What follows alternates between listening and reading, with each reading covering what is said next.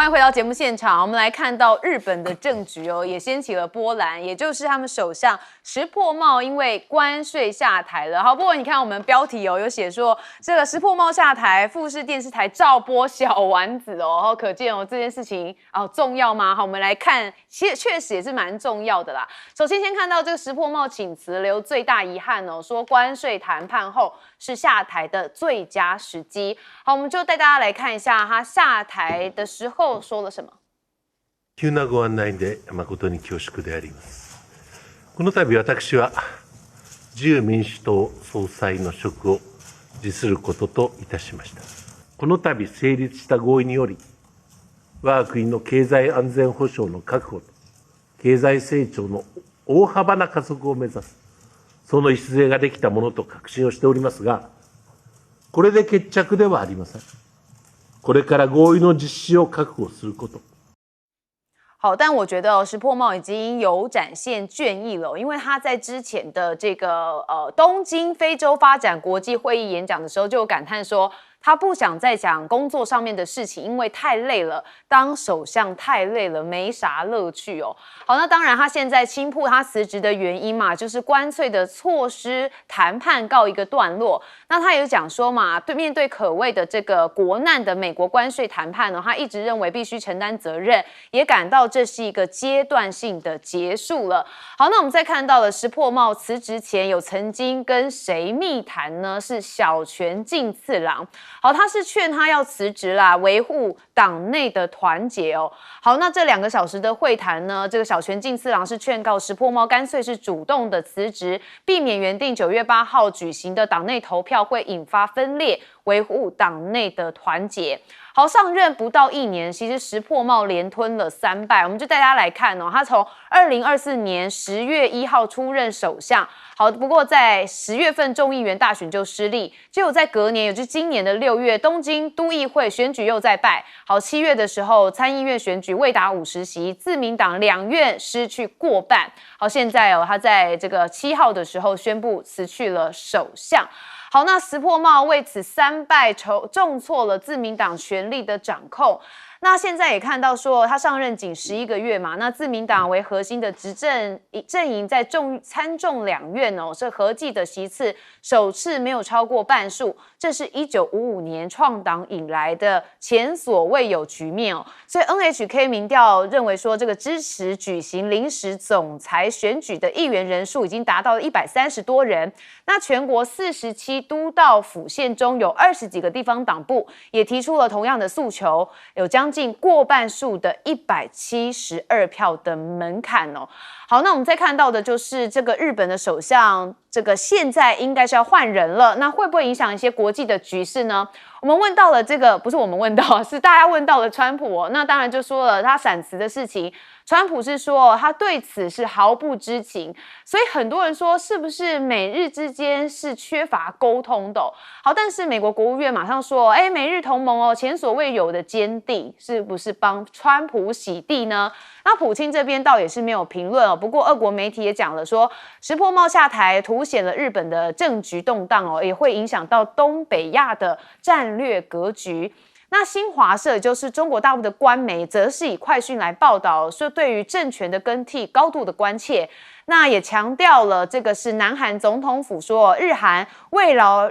导向且稳定的发展上面已经有了共识。所以石破茂接下来谁接棒呢？现在说像是高市早苗还有小泉进次郎，就是劝退他的，还有林芳正哦，过去是内阁官房长官哦，跟美国的议员关系很好，都有意来参选哦。好，那高市早苗呢，则是曾经任过经济安全保障大使哦，如果当选就会成为日本第1位的女首相。那我们再回头看到石破茂，其实他这一次宣布辞职，大家就罗列了他任内其实只做了3件事情，还是搞砸了。主要也是因为这个通膨发前引火自焚哦。日本的物价节节高涨，那5月的核心通膨已经飙到3.7%，石破茂居然还想跟民众来发钱补偿购买力的损失哦。所以现在有人说，日本有一个特色的技能，就是频繁的换首相来躲过美国的压力。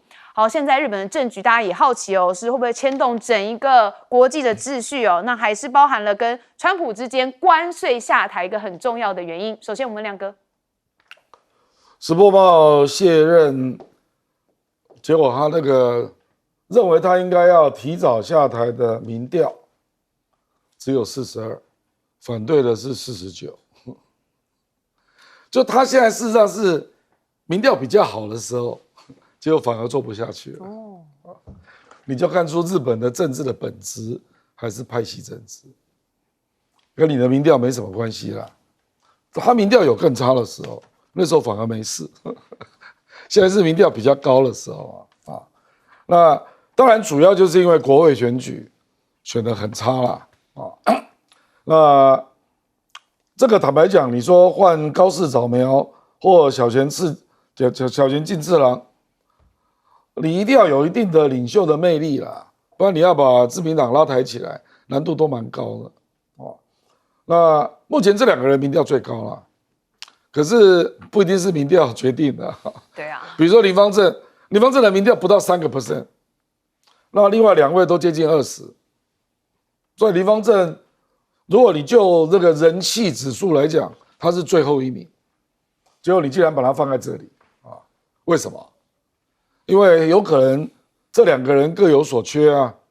然后派系认为都不适合啊，那林芳正中道啊，所以林芳正反而有可能出现，你知道吗？啊，比如说高市早苗，很多人就会担心他太右，他就极右嘛，他主要的支持力量就是麻生啊，麻生是当副首相的时候公开讲台湾有事，日本有事。那高市早苗也是，其实小泉进次郎也一样啦，他也刚去靖国神社参拜啊，那只是高市早苗是更右，那小泉进次郎其实也是右啦。这2个人不管谁来做，跟中国的关系一定变差啊。那这个是日本现在，这个是不是日本自民党的派阀乐见的事啦？啊，那如果不乐见，那就有可能去支持另外第3个，可是那个人就没有什么实力嘛，所以到时候大位都要分给别人。我觉得石破茂就是因为这样下台了，因为他就发现除了他这个总理之外，其他重要的位置通通都要分给别的派系啊，那他觉得这样的首相没有意思啊，那不要做算了。对，因为他就被成人要牵制，但是又要平衡，所以就一直在这个拉扯之中哦，再找一个平衡点。那现在看起来这个平衡点已经破掉了。好，这个介大使，其实这个石破茂应该是他找到一个最好下台的一个时机了。我觉得他自己也倦情了。他事实上他很早他就想要做这个首相啊，争取了几十年，终于给他找到一个时间做上了。他的政敌最大的就是这个安倍晋三，他不是安倍晋三的对手。安倍事实上是战后可能就担任首相最长的时间，所以等他当上这个首相，也已经垂垂老矣。那么他自公开说：“哎，我不要讲这个，不要再讲公事了，因为做首相太累了。”那可是说实话，他短短这个应该他是341天吧，因为这个短短的1年多的时间啊，事实上的话，他最大的任务就是跟美国瞧好啊，这个川普2.0啊，这个贸易关系，基本上我们今天我们第三者的角度来看的话，他事实上在美国市场上跟日本货竞争的最大的2个竞争对手，一个是什么？一个是欧盟的产品，一个是韩国的产品。他起码上跟欧盟跟韩国算是怎么样争取到同样的一个美国的待遇。所以事实上，我觉得他自己应该是说，在这一个1年里面最大的一场战争里面，我觉得他自己给他自己的分数是不错的。然后呢，接下来呢，美国跟日本的关系好不好走呢？我想石破茂自己最清楚，更难走。对，因为事实上的话，川普这个人，说实话，这个说话不算话了，说变就变。那么还有很多变数存在。那另外一点呢，还有一些他暂时没有跟这个川普达成协议的，就是基本上安保上的美国对于驻日美军，日本应该负担什么样的义务承担什么样的责任，要给多少钱这个问题我想还是一个大问题。那还有就变成就是说，他基本上虽然他对于中国大陆也不是算友好，可是他比朝市早苗、麻生、安倍这一系列来的，基本上也是抗中保日派那么还是有很大的区隔的。所以呢，事实上我觉得对他来讲是他选择了一个最好的下台时机。不过他还放出来一个消息，说是小泉进次郎跟菅义伟两个人去逼宫，所以他才下来的。可见他对小泉不是很支持，因为这个传出去的话，对于这个石破茂的支持者来的话，他心理上会有所芥蒂。所以呢，不管日本今后是谁出来这个做这个首相，我觉得他们跟美国的关系好不起来的。那好不起来，就问题就变成，那你跟中国大陆的关系，你是要继续坏还是要好？那如果美国、日本跟这两个关系都不好的话，日本也好不起来。好，我们接着问赖老师。石破茂这个是日本自民党内部的政变也是一个逼宫道理很简单，他的法定任期到2027年的9月第一个，他的法定任期还没到；第二个，他没有重大的违法乱政但是为什么他不到1年的时间内，他被逼下台？而且他的民调以目前来看，比以前还要高一点，以前20几他这次上升到32%。那共同社的民调里面，超过1/2，比郑亮的民调那边还更高，超过1/2，将近到52%到56%的日本人认为石破茂不需要对于这个关税的问题，或者日本最近的经济，还有众议员3个选举来负责任。那是因为整个日本的环境不好，他们对自民党不满意，但是他们认为石破茂才刚上来，不到1年的时间内，责任还不算到他们，所以日本国民没有要石破茂辞职下台。自民党的规定，他的任期是有3年，但是他为什么会下台？那就是因为日本的内部的政党的派系发动把他罢免，发动罢免，因为他只要有172张票就可以了，而事实上到他这个宣布之前的前一天，已经有151张选票表态了，要把他罢免掉。那也就只差20张选票，20张选票也得到最新的民调测试，说这20张选票也可能可以拿到了，所以等于是石破茂看起来他守不住了。小泉进去跟他谈，因为本来是菅义伟副总裁跟小泉2个人进去，菅义伟是上任的首相，那么谈了半个小时以后，菅义伟离开了，小泉留下来继续谈2个小时，最后离开了以后，石破茂就宣布他辞职。那换言之，也就是说底牌摊出来了，说我们现在有足够的172张选票要你下台，那你自己宣布辞职，保留颜面，还是被我们逼下台，难看。但是自民党内就政变真是形成了。那如果政变正式形成，那以后也就是说，以后任何自民党的这一些党魁都有可能因为派系联合了以后就把他干掉了。那这个就真正的应验的一件事情，就是说你在自民党内你要活下来，你没有派系不可能，因为他是政治的边缘人，所以等于是你在自民党要活下来，你就要搞派系。其实这个跟民进党难道不是一样吗？你在民进党内没有派系，没有自己组成一个派系，你在民进党能活得下来吗？每一届民进党的党主席都说我们要铲除派系，日本也说我们要铲除派系，谁铲除得了啊？自民党就是民进党，民进党就是自民党的另外一个缩小版本而已。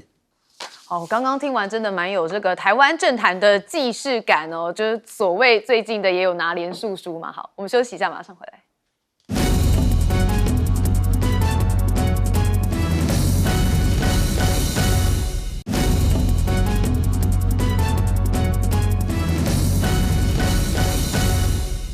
欢迎继续回到节目现场。我们接下来谈论到的是这金砖峰会。好，金砖峰会其实有一点延续这个抗美联盟嘛，因为之前的上合峰会还有93阅兵大家就觉得好像一个反美联盟正式成型的。那现在金砖峰会开始之后，好像延续了这样的主轴。我们看到的是这个巴西的总统鲁拉8号将召开金砖国家的领导人特别视讯会议。那习近平跟印度外长苏杰生都会出席。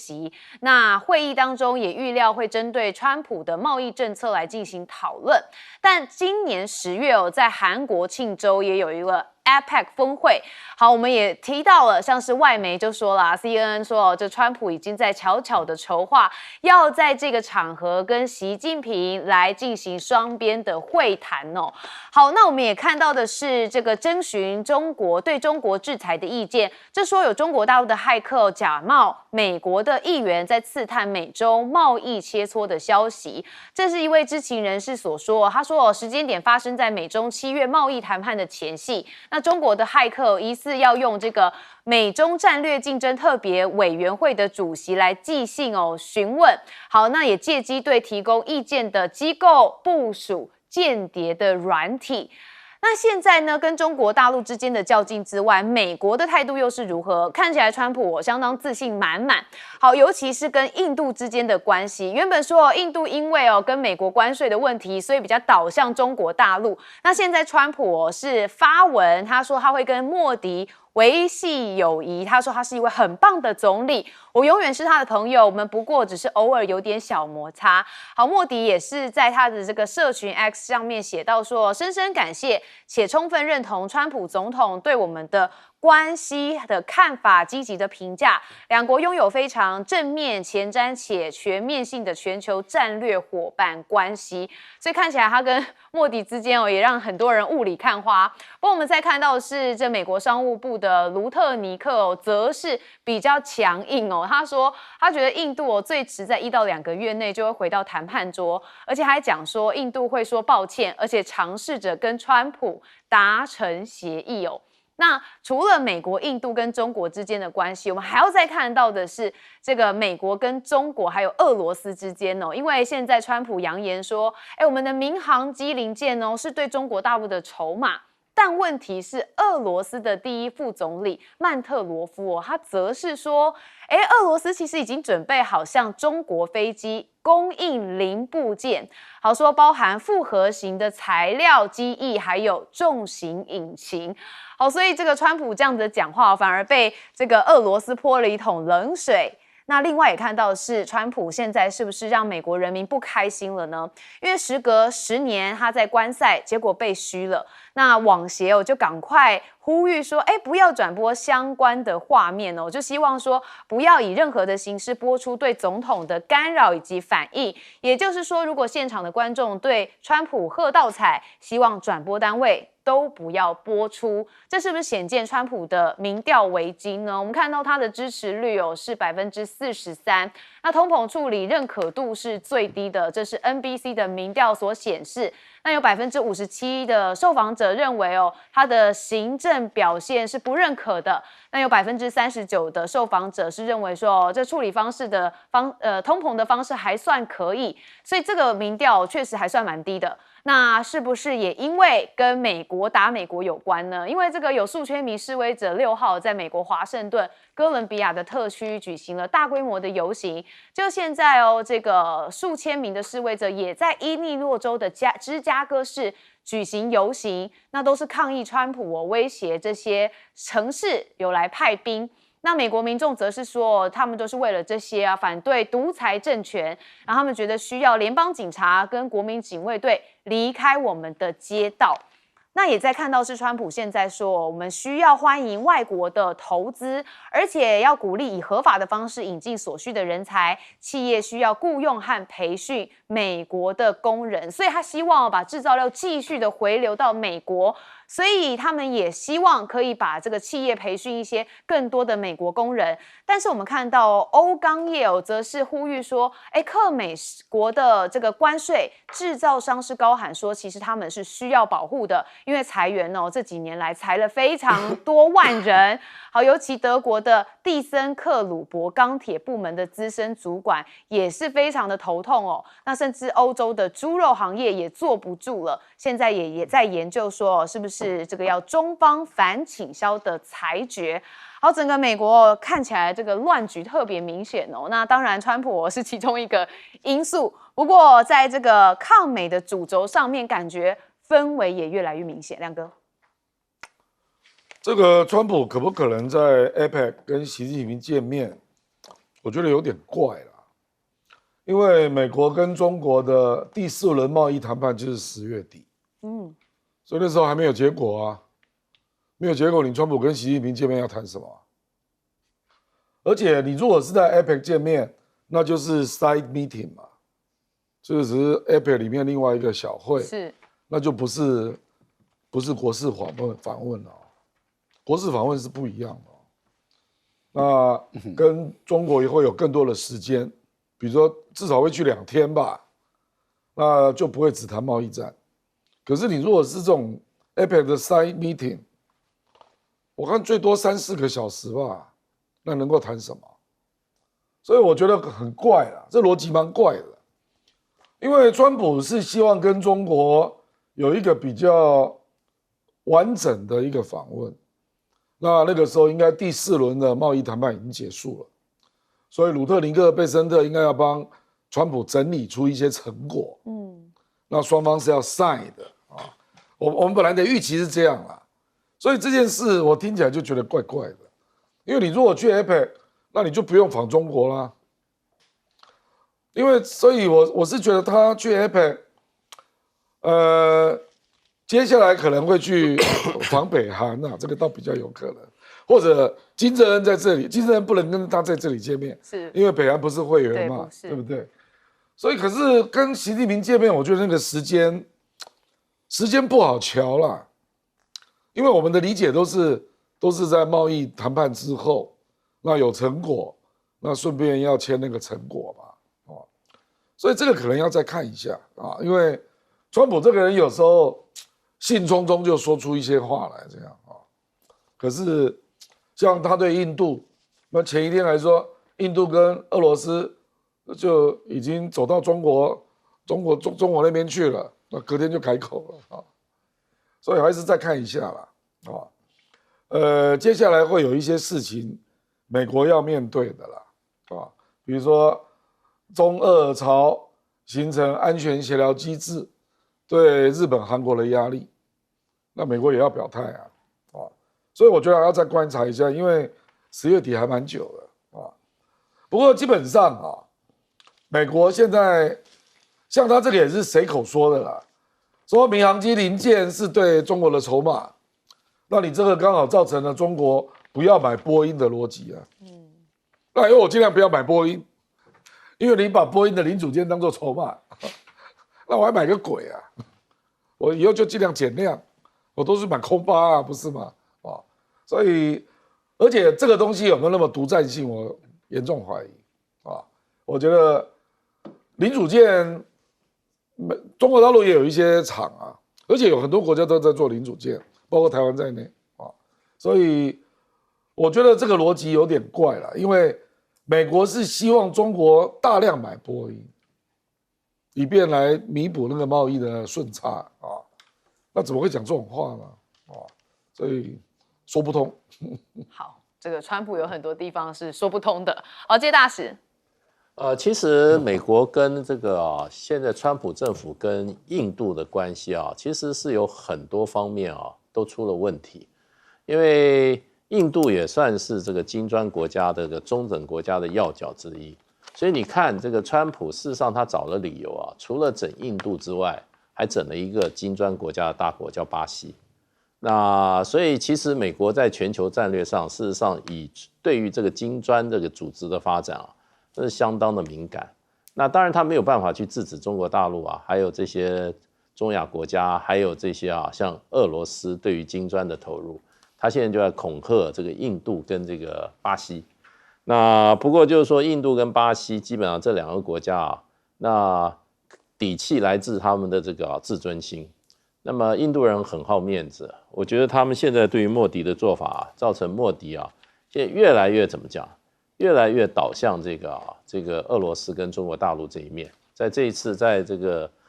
天津举行的上合会的这一次的这个峰会里面，你可以看出来莫迪表演的有多卖力，对不对？跟这个普丁从会场走出来，两个不是双手这个手握手，是十指紧扣然后一路他牵着普丁走向习近平的这个面前，三方然后进行非常亲密的互动。这些在西方的媒体上，哇，连演了好几天那他基本上演给川普看的，所以川普最近有一点软。为什么软呢？因为美国的很多媒体跟学者都说，你今天莫迪的转向不是什么原因，是你川普的错误政策造成的。所以呢，川普最近稍微有一点软，不过他的那个商务部长讲那个话，我看又让川普这一点点善意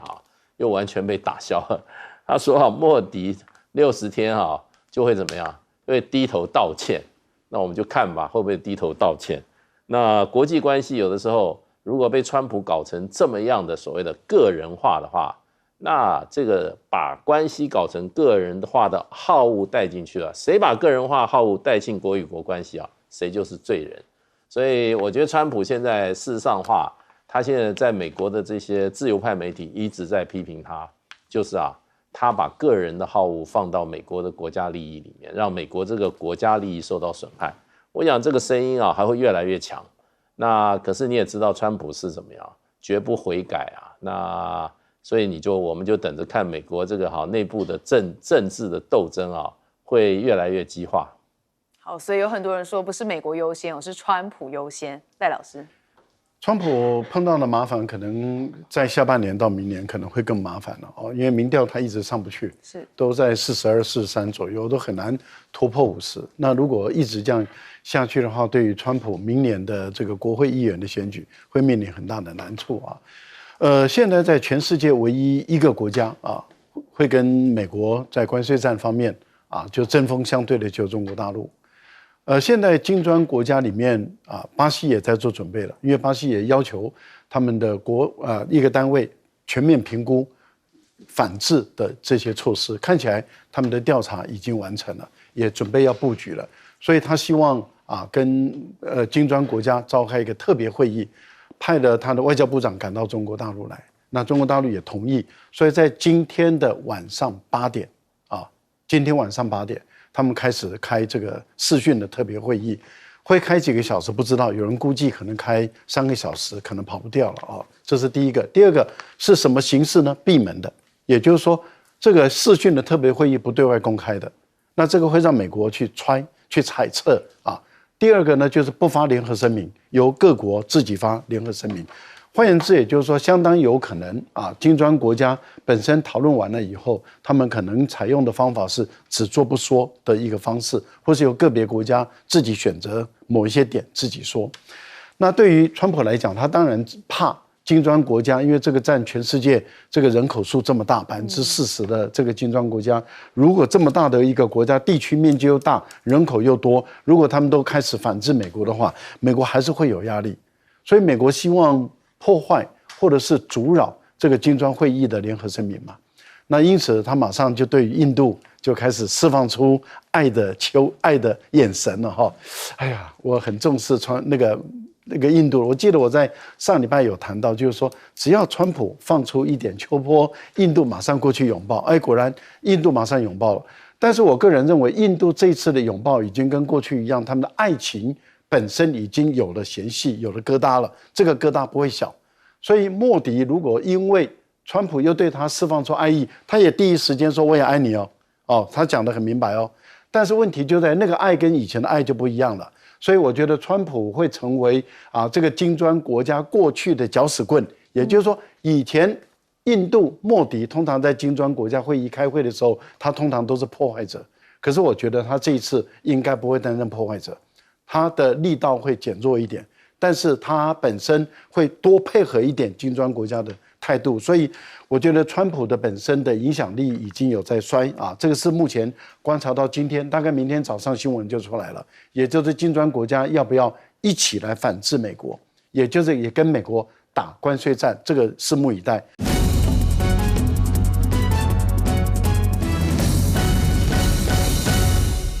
带您追查事件真相，掌握政局的变化。观众朋友您好，欢迎加入今天的新闻大白话，我是主持人谭一伦。好，节目一开始，我们先来介绍特别来宾。首先是耶鲁政治学博士郭正亮，大家平安，以及前驻纽大使介文吉。主持人好，各位朋友大家好。还有国际政治专家赖岳谦。主持人好，观众朋友大家好。好，今天在国内上的政治大家最关注的莫过于是民众党的前党主席柯文哲阿伯终于出来了，这其实是他第3次的交保。好，我们带大家先看一下这稍早画面他是步出了这个北院之后，是马上的在门口发表了谈话。好，谈话的内容其实他的逻辑还真的是蛮清晰他问检察官查了1年到底查了什么，那甚至还呛民进党说做梦都没有想到我们民众党这么干净吧。好，那他也说这个现在这个因为台湾4分5裂，说这个赖清德真的不要像赖清德那样。那他甚至也说自己根本是冤狱，也帮他自己的高中同学李文宗叫屈这是我们看到稍早的情况。那小草也是在下午1点钟开始就集结在外头等阿伯。好，那我们也看到的就是这是不是有一个局呢？很多人认为说现在看起来让柯文哲交保不太单纯这个眉头一皱，李组长觉得有问题好，因为赖总统在这个礼拜6的时候不是才喊说行政干预司法侦办已经过去了，但是呢民众党就举郑文灿的例子很打脸说到现在都没有追查到任何金流，却要7000万元交保，反观收到现金的郑文灿却只要2800万元。那知名公司的前董座被诈骗将近50亿，结果诈骗犯的交保金额只有500万元。这样子比比看怎么合理呢？真的不太符比例原则。好，那我们也看到说黄阳明也就是媒体人，他举了反举3个例子他说多数民众其实不认为行政干预司法时代已经过去了，他说这是赖清德需要思考的。他说民间对司法的不信任便是来自于这些个案一直累积。那不论这2年柯案罢免联署人被收押呀，那批司法已经变成用身份政党属性来决定对他们的裁定处分。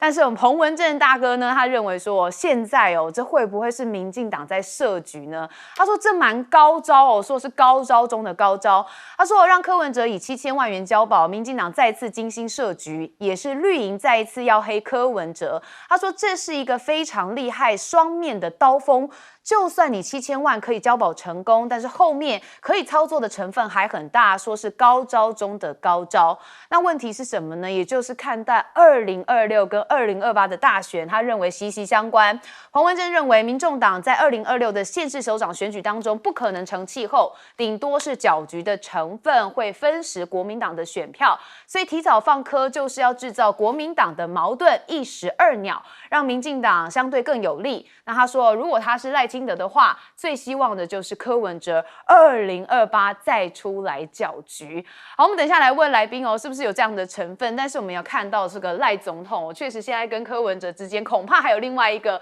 这个政治的波澜要掀起来了。但是人民的心声，赖总统有听吗？好，我们看到他最近很积极的下乡座谈到了桃园跟新竹，但是基层却反映说这个执政人民的感受并不强烈。好，那他们就认为说应该要赶快加紧这个中央的政策宣传，党中央要强化相关的机制。所以民进党新媒的这个中心主任就认为说要建立一个辟谣平台的中央厨房。那除了要快速辟谣，要主动出击分享政绩，那府院党会步调一致，快速的来进行处理。好，但是我们看到了林佩霞就是国民党立委，他则是认为说，反正现在造谣也没罪所以民进党这个举动根本是欲盖弥彰，要做大型认知作战的平台，只要不喜欢的言论就是造谣，随便收割在野党的政绩。好，那我们也知道，民进党他们现在希望能够有一些不同的想法。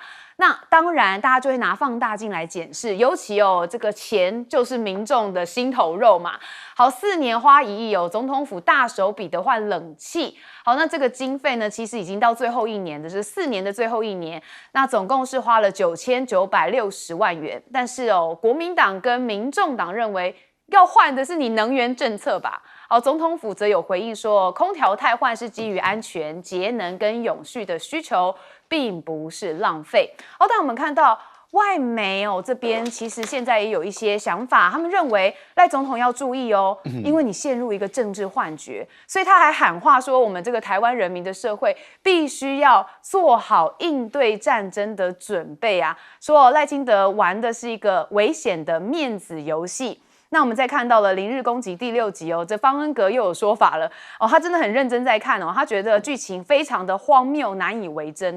那当然我们有看到像是这个路透还有 AP 他们都有大篇幅的在报道说什么台湾与中国大陆在2战的叙述中争执不下等等的，但他说标题都好类似所以他再次提醒台湾的朋友，外媒在报台湾的事情一定要注意背后有没有人在操作出口转内销。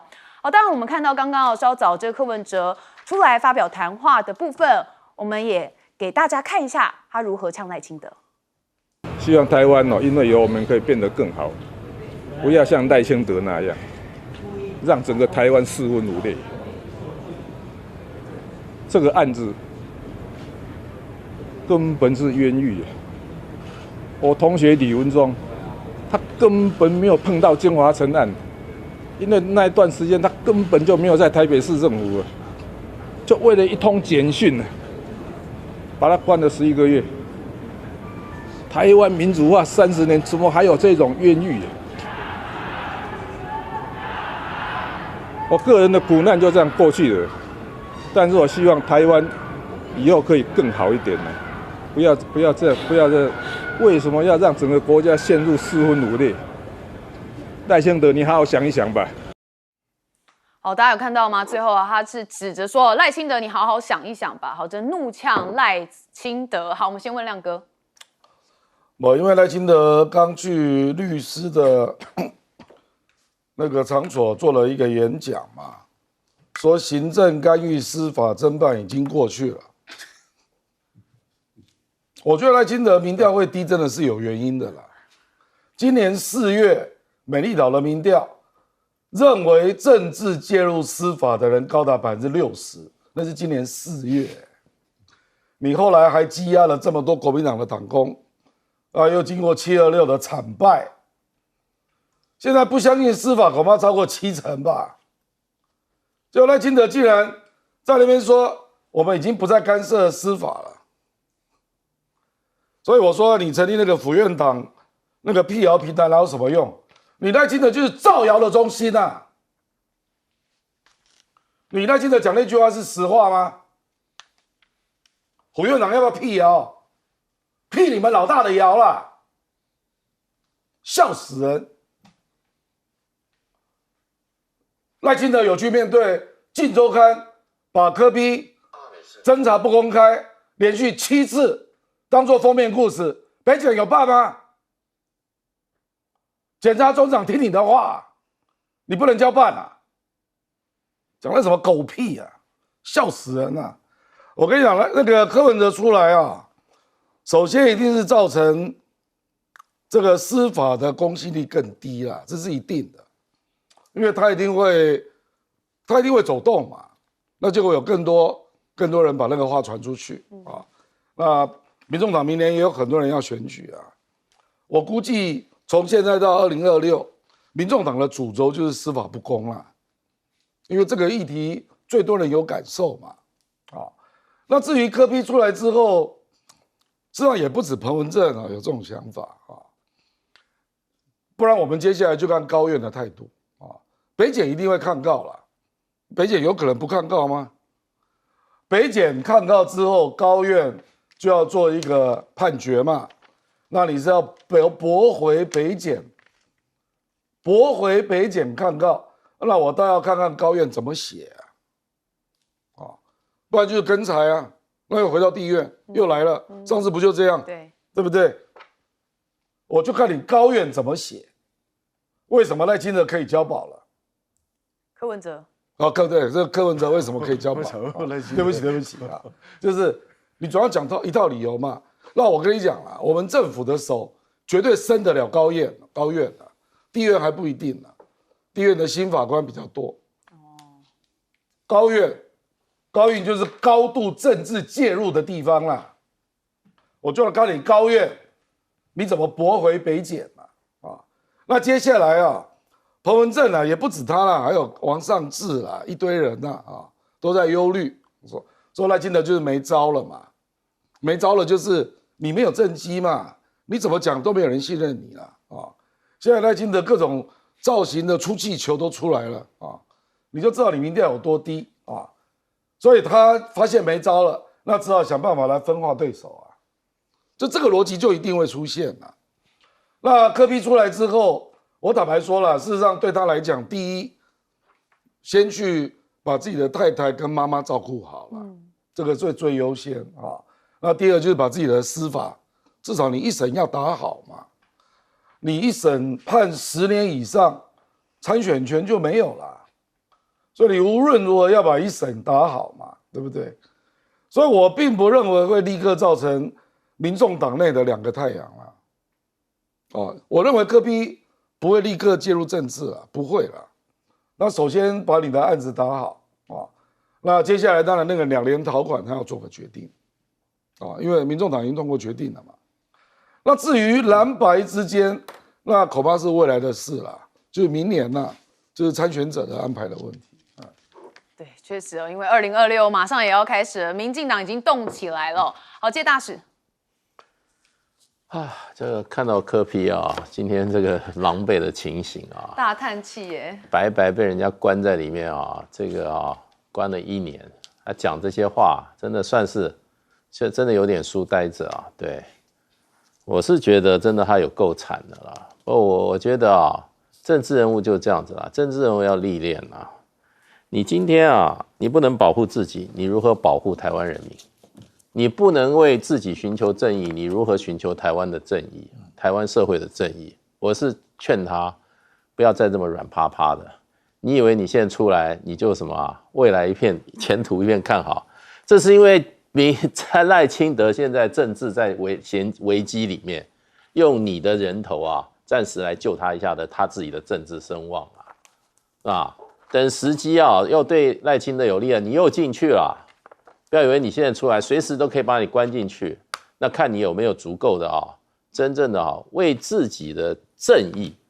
能够打出一条血路，这样台湾人民就会觉得这个是一个好的领导人。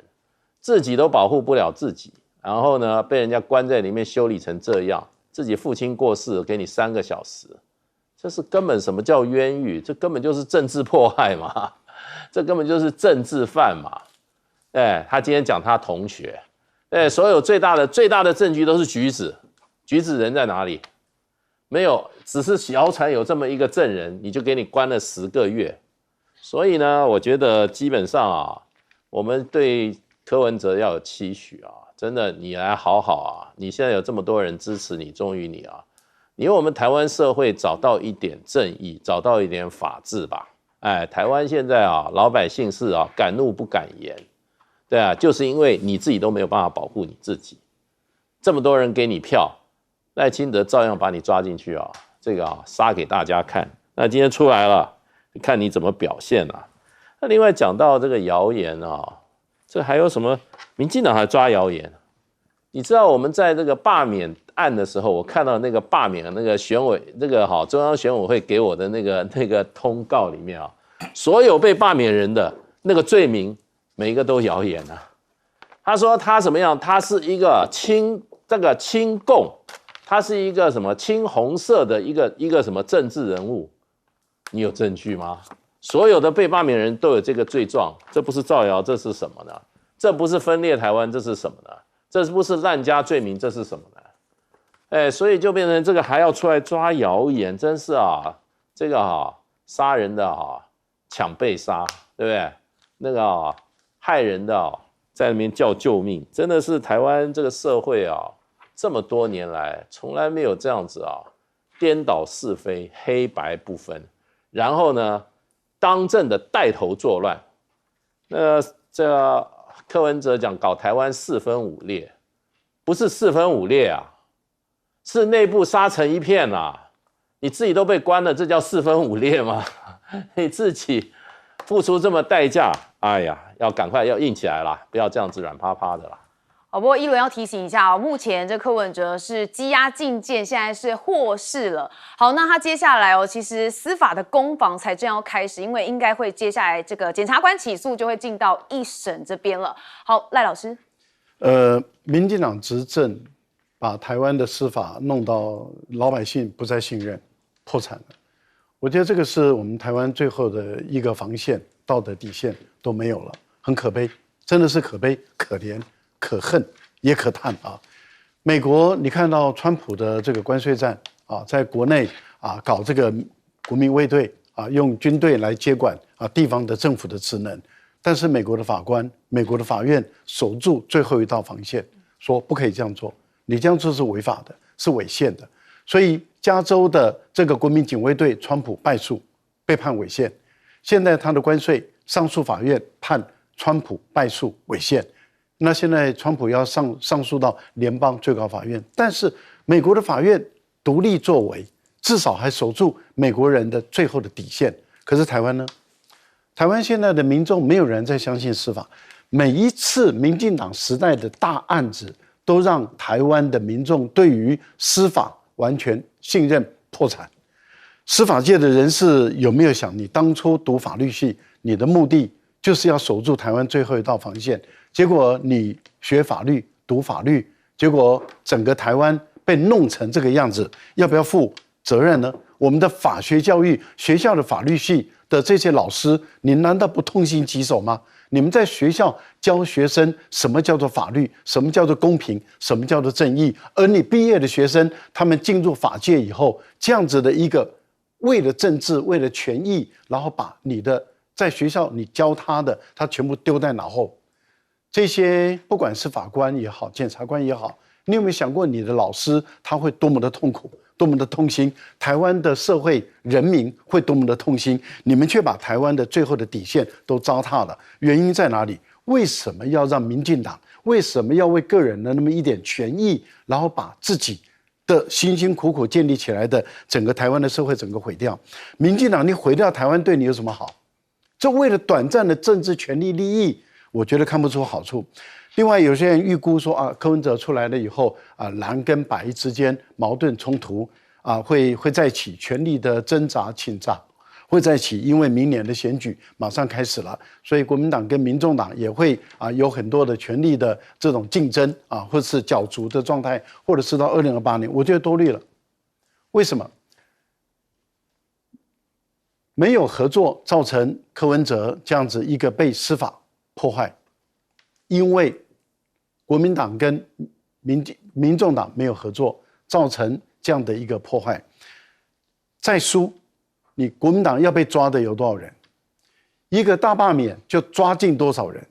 如果你再输，明年你的地方首长又有多少人要被抓？有多少的议员要被抓？再过来你又再输，又被抓了更多人。我觉得民进党一直在破坏。如果国民党跟民众党两个都相互需要，不相互合作，那就是既蠢且坏。好，我们休息一下，广告之后回来继续讨论。